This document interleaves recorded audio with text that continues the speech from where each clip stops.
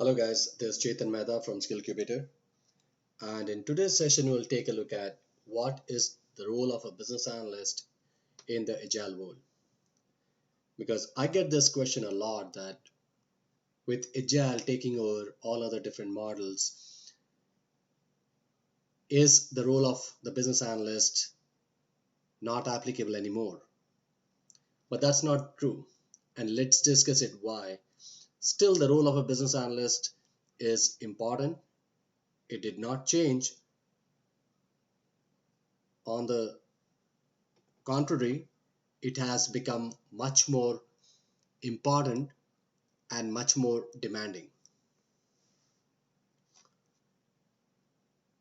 So before we understand the role of a business analyst in the agile world, first let's understand a little bit about the agile, what it entails, what are the basic principles and tenets of an agile environment, and then we will build a case that what is the role of a business analyst in agile and where all it's applicable. So first thing first, agile is a philosophy, it's a discipline, it's not a framework per se, right? So agile is a generic term. Within the agile umbrella, we have different SDLC models or software engineering practices which fall under the agile umbrella. So what is agile? The basic principle of agile is to keep your SDLC lightweight so that you can deliver the software in much rapid successions at frequent intervals to your customer. The second thing is get the feedback from your customer early on in the project. Unlike the waterfall where you show the product at the very end of the SDLC phase and get the feedback from your customer, in Agile, you want to show your product, even though it's 10% of the product or 20% of the product, you want to show your product, software, application much early in the life cycle so that you can get the feedback from your customer as early as you can, and based on the feedback you can improve the quality of the product. And the second thing is you keep delivering the software in small chunks in rapid successions, but that doesn't mean that the product is complete yet, but whatever you deliver must be complete. That means it must be designed, developed and tested thoroughly, and the product should be free of defects, gaps, bugs for those features which you have delivered. Now, way back in 1970, the first model which was popular was waterfall model, which was a plan-driven model, or people also call it a prescriptive model, because everything was predefined and each phase was supposed to do certain things, and then you move to the next phase and complete the work and complete the project. So it was very structured, very compartmentalized, stepwise fashion you would move, and there was no way to get the feedback from your customer early on, and there was also no way to deliver the software in small chunks.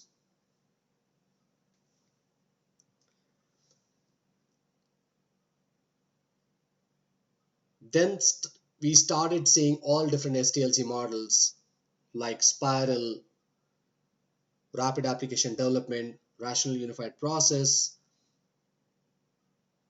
and many more. But they were still not truly agile. They were iterative and incremental.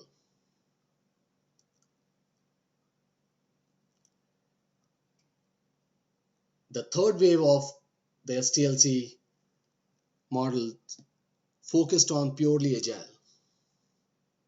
And within the agile, you see different types of frameworks or software engineering practices, namely Scrum, Crystal, Kanban, extreme programming, feature-driven development, DSDM, and the new generation of RUP. So all of these, they fall under the pure agile umbrella, where there are two concepts. One is to deliver the software in small chunks to the customer, free of defects, bugs, gaps. And the second one is to get the feedback from your customers early on in the project so that you can improve the quality of the project. So all of these SDLC models which fall under the Agile umbrella, they are adaptive in nature. They adapt to the changing requirements of your customers. And that is what the key driver of all these Agile practices are. All these SDLC models which fall under the Agile, the key driver is that the requirements may change from the time you start the project to the time you design and develop the project. So you want to build that flexibility, that agility in the SDLC phases so that you can adapt to the new changes. Whenever the customer requirements changes, you can accept those changes and build the product software according to the changing requirements.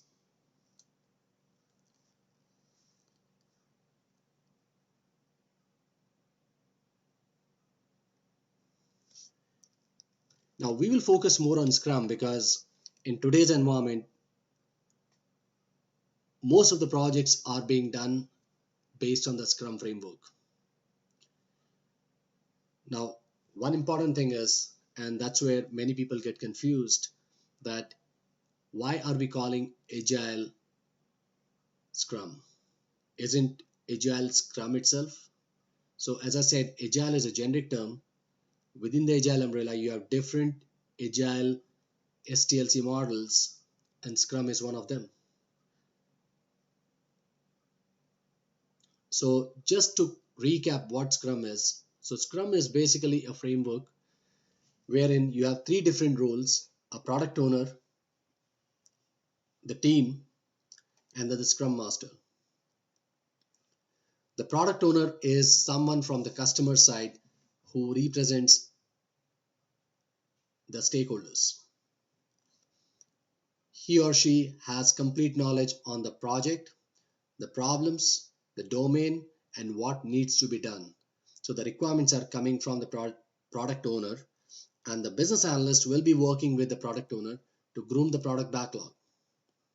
So this is a container of the requirements. It's one place where all the work which needs to be done to complete the project resides. The second one is your sprint planning meeting. So the work you have done here, the product backlog, the team will be picking the work. It will be pulling the work from the product backlog and see how much they can chew in for that particular sprint. So they will take a look at the product backlog. They will take the prioritized features and see how much they can do it in one sprint. Now, sprint is a time-boxed element ranging from 1 week to 4 weeks. Depending on the project environment, you can pick anyone from 1 week, 2 weeks, 3 weeks, or 4 weeks, but you must complete the work within that time-boxed sprint.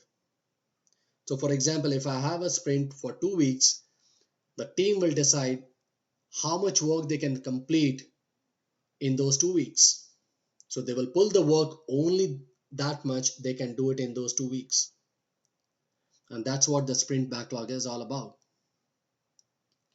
When I say complete, that means it must be designed, developed, and tested free of defects, bugs, gaps. So if the user was supposed to use it, it would work end to end.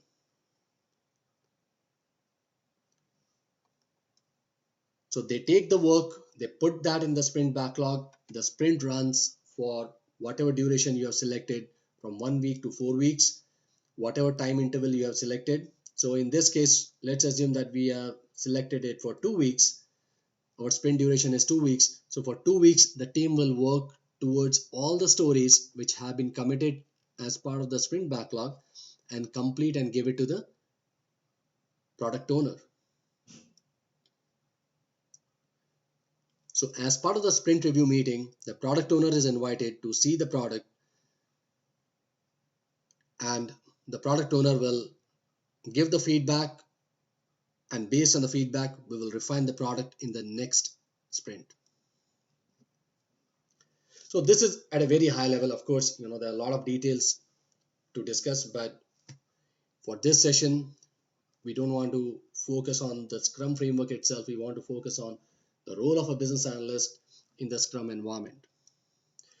Now, where do a business analyst fall in this entire framework?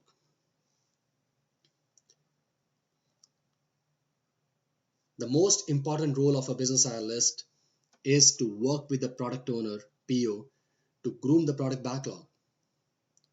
That's a continuous process that needs to happen throughout the project. So you need to build a cadence, that is every week, once in a week or twice in a week. You need to work with the product owner and groom the product backlog, write the epics, write the stories, write the acceptance criteria, and any other supporting documentation which needs to be done in order to complete that story.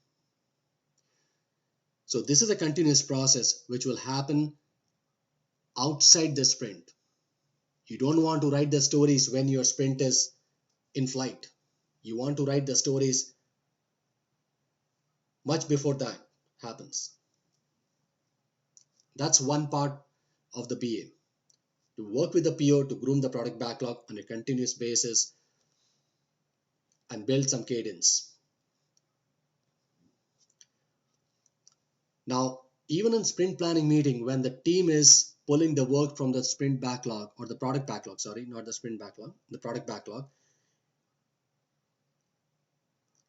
the team may need some help understanding what those user stories are, what the acceptance criteria is, and what that needs to be done. So again, the business analyst will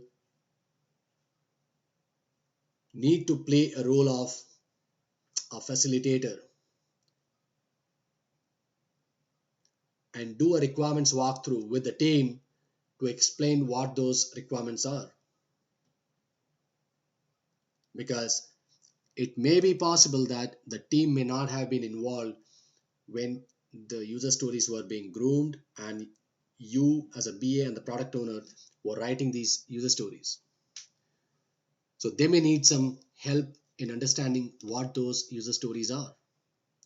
And as a business analyst, you must give them a detailed requirements walkthrough in the sprint planning meeting, or possible you can also do it before that.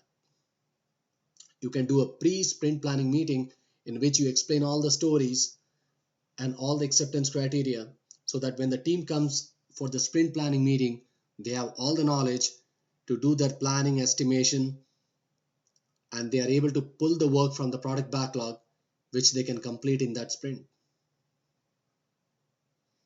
So that's the second way the business analyst can support the team.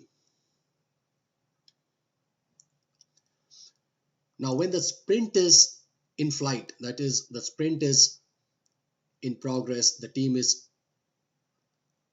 working on it, heads down, design, development, and testing, do we need business analyst in that sprint?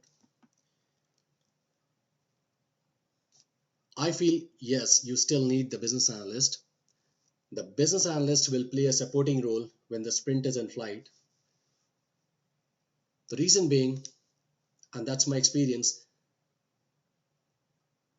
that the team will always have some questions regarding the requirements, or they may find some gaps in the requirements which the product owner and the business analyst might have overlooked.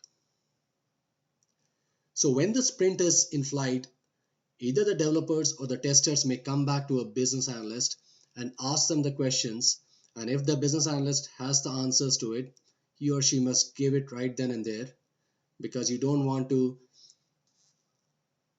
jeopardize the sprint which is in flight. Every day is important, so you want to give the answers to the questions right then and there. Or if you as a business analyst don't have the answers, you must reach out to the product owner at the earliest and get the answers to the team. That's another way you can support the sprint.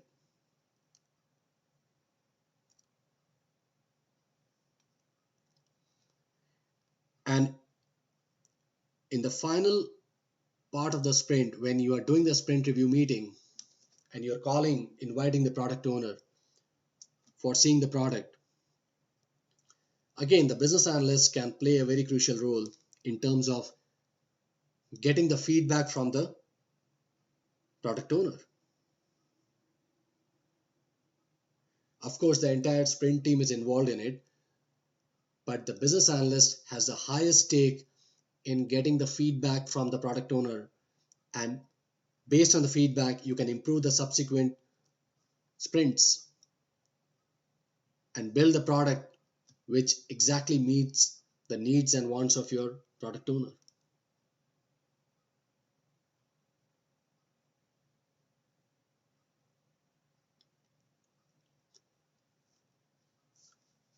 Now, do we have a dedicated Scrum Master in all the projects? And can the business analyst also play a role of a Scrum Master in this environment? The answer is definitely a business analyst can play a role of a Scrum Master in this environment. Now, most of the times, you don't have a dedicated Scrum Master who is just playing the role of a Scrum Master on a project. Of course, there are exceptions to it. If the project is big, you must have a dedicated Scrum Master. But if possible, to save the cost to the project, you can always assign the role of a Scrum Master to the business analyst.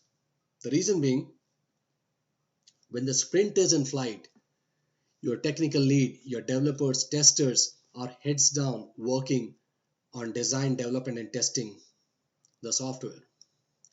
You don't want to add some overheads to them by giving them the role of a Scrum Master. Whereas the business analyst is more active in this part, grooming the product backlog, and less active when the sprint is on. So you may want to consider assigning the role of a Scrum Master to the business analyst, because as we all know, the role of a Scrum Master is more like a facilitator, as a coach, helping the team moving towards the goal of the sprint, removing all the distractions, making sure the team is not facing any issues, technical, people skills, politics, whatever it is. So that's again one way a business analyst can contribute in this environment.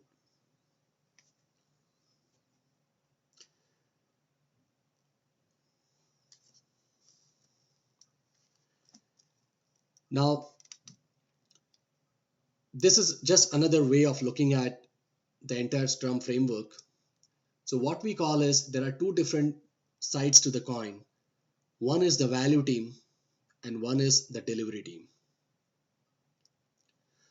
So the value team is more towards grooming the product backlog, understanding what needs to be done, writing the epic stories, acceptance criteria, and all the supporting documentation that needs to be done in order to help your delivery team to design, develop, and test the code. So the value team is more product owner, business analyst, and the governance part of it. Like, it can be a project managers, program managers, or a policy group. All those people who are from the business stakeholder side would fall under the value team. And if you see here, the business analyst is a key member in the value team, because he or she will be working closely with all these business stakeholders, mainly from the product owner side, and work with him or her to groom the product backlog.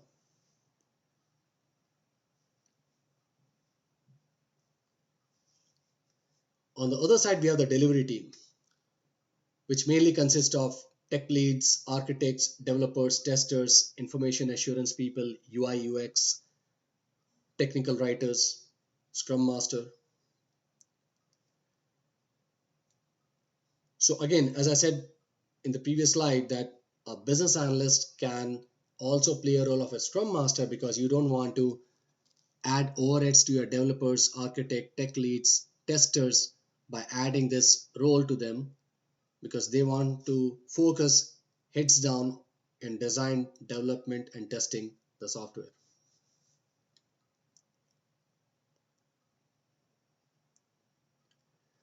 And again, the business analyst will be required when the sprint is on, because any of these people may have some questions regarding the requirements, and the best person to answer them is the business analyst. So if you see, there is no dilution of the role of a business analyst in agile world, but it is much more demanding than before. In the previous waterfall world, once you do the requirements, your job is over. But not in agile world. You are constantly working with different stakeholders right from day one of the project. As the sprint is kicked off, you have to support the sprint as well. At the same time, you support the product owner. So the role of a business analyst is much more demanding than before, and it's much more challenging.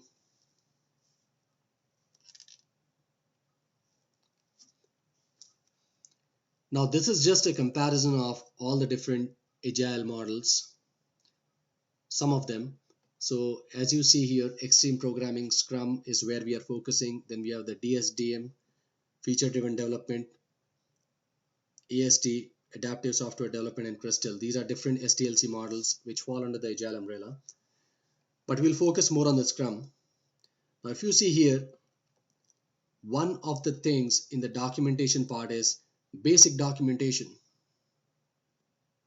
It doesn't tell you don't document requirements. It just tells you document just enough for the team to understand. So many people get confused that in Agile you don't need any documentation. But that's not true. You need documentation, but yes, you may want to focus more on delivering the actual software than on writing a big documents.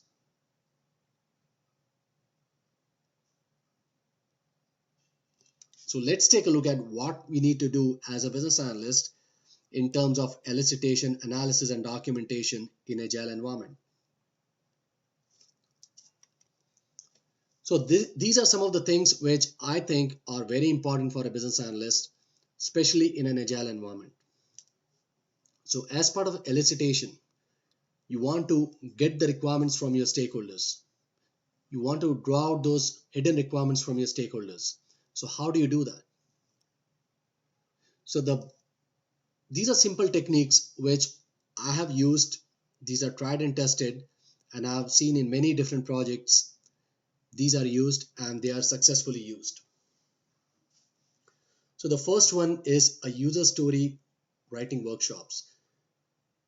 So what will happen is you as a business analyst will work with the product owner and write these user stories, acceptance criteria, identify the hidden stories, split the big epics into small stories. Everything will be done in these workshops.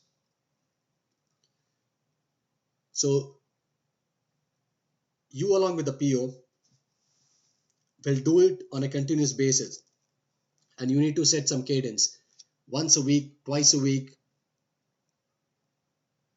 depending on the complexity of the project and the duration of the project. You may want to set that cadence so that you can have a constant grooming of the product backlog. The second technique is your requirements walkthrough sessions. So as I discussed, that when the sprint is on and the team is ready to pull the work from the product backlog and do an estimation and add it to the sprint backlog and start the sprint, they may need your help to understand what those user stories are. So you may want to do a requirements walkthrough sessions with your sprint team and with your extended stakeholders,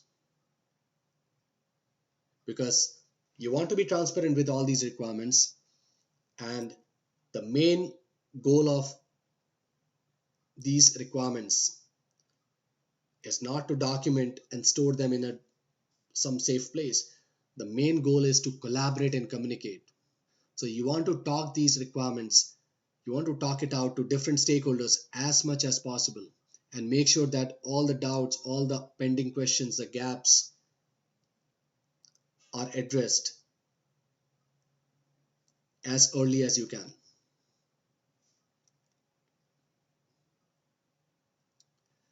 The third technique is your sprint review meeting.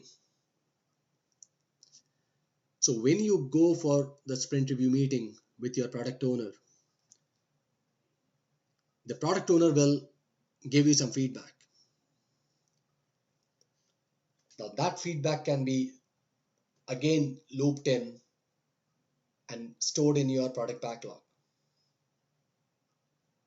So this is a third venue where your requirements elicitation can also happen. The product owner may give you some feedback. Based on the feedback, you may have to ask some relevant questions. It can be done in the sprint review meeting, or it can be done offline, but that's where you will be getting more input, more feedback from your product owner, and that will be added to the product backlog. So that's again a requirements elicitation channel.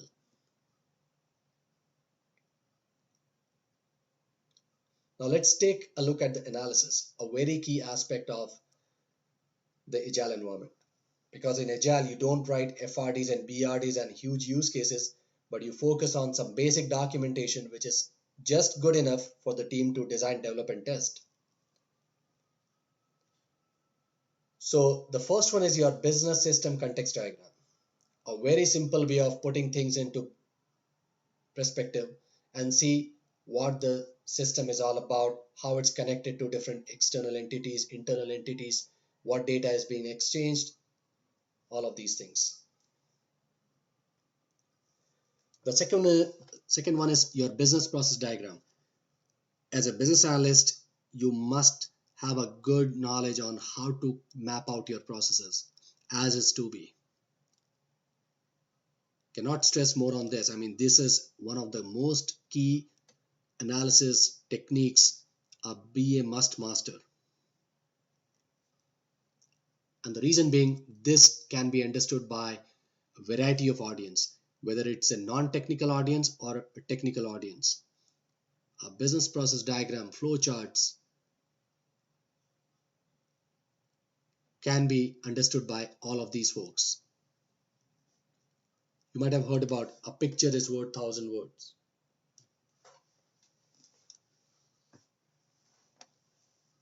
A use case diagram, a very good way of scoping out the system. The next one is user persona analysis. Now, this is a very key aspect of Scrum Agile. This is not used in any of the non-agile techniques. So in user persona, what you do is you come out with a fictitious character and imagine how that character would use the system. What are the traits, characteristics, behavior, likes, dislike, attitude. All of these things will be considered as part of this user persona analysis. Related to that, we have the extreme characters. It's an extension of user persona. But here in extreme characters, you think about those wild case scenarios when a user might use a system in certain way. So you don't want to miss out on those actors who might be using your system once in a while, but they are also part of your ecosystem. The next one is the state chart diagram.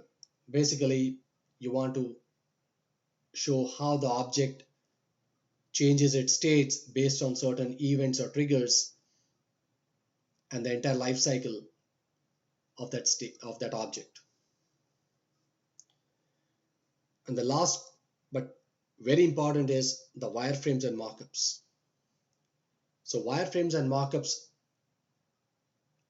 I can say you can say they are the low fidelity prototypes which are used in communicating how the system will look like, what will be the features, the navigation part, so the customers can visualize the system even before you write the first piece of code. And these are not a very, you can say, complex. They are very simple in nature. You can just use a whiteboard or a piece of paper or a simple tool like Balsamiq or Mockflow or Visio.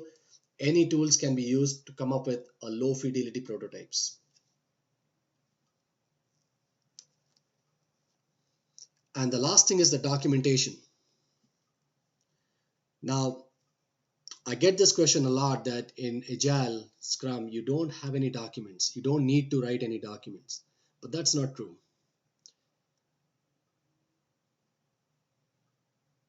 You can see in this list, we have a bunch of different artifacts which you can write as part of Scrum.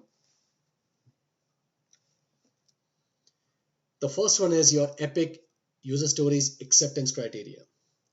That is what you will be doing in your product backlog grooming.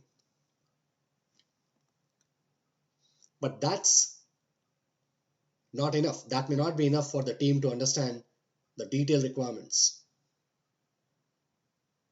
So the rule is, there is no such rule. That's the thing. You do whatever it takes for the team to understand.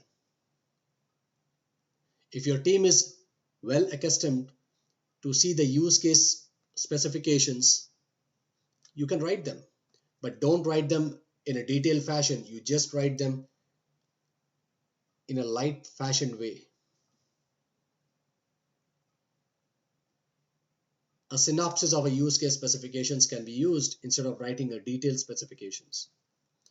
You can support them with wireframes and mockups so that they can be more visualized and the team can understand better than just writing some high-level requirements.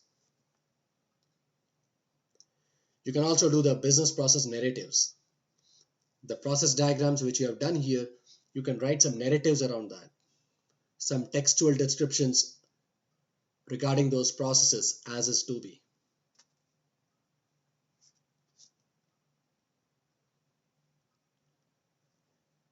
The wireframes and mockups can be used anywhere along with any of these documentation.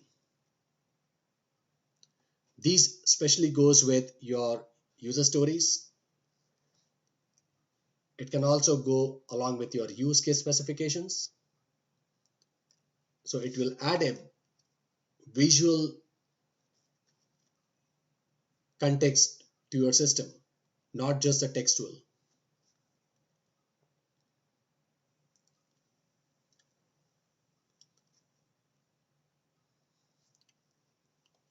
The next one is your data dictionary. Now, if you're building a system which is data intensive, you're capturing data information from your customers, from your internal users. You may want to capture what those data elements are, what the rules around those data elements are.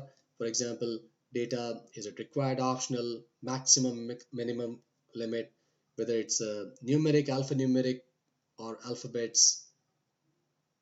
All of those things you can capture in your data dictionary. So it's basically the metadata for those data elements. You may also want to consider writing the business rules repository in a separate document and store it in one location, because the rules can be referred, they can be reused, they can be fed into the rules engine. So you want to use this document as your one-stop shop for storing all your rules. So as you can see here, there are different elicitation techniques, analysis techniques, and documentation artifacts which you can still use in Agile world. So There is a shift in how we used to do requirements in the traditional waterfall world, where you would write the big BRDs, FRDs, huge use case specifications, and get a sign off, get them approved baseline. In Agile, you keep them lightweight and you can always update as and when you get more information. So don't think that these are baseline and they cannot be updated once they are signed off. There is nothing like sign off in Agile. You show it to your product owner, he or she says, yes, this is what I want. Maybe 1 week from now, it may change and you may want to come back and update it.